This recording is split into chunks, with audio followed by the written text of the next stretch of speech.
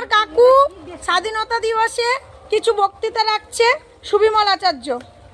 আজকে 15ই আগস্ট আমাদের দেশ স্বাধীন হয়েছিল। সেই স্বাধীন ভারতে আমরা চলাচল করছি।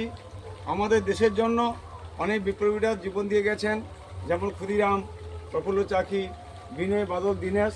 সেই আজকে তাদের এই পরিশ্রান্ত জীবন প্রতিদান দিয়ে আজকে নেতাজি সুভাষচন্দ্র বসু আজকে আমরা স্বাধীন ভারতে বাস করছি। তাই আজকে এই দিনটা আমরা উদযাপন করছি।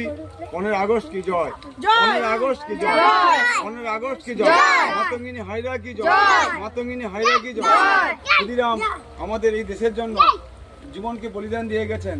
তাই ক্ষুদিরামে একটা ভাষা আমি গানের ছড়ে বলছি।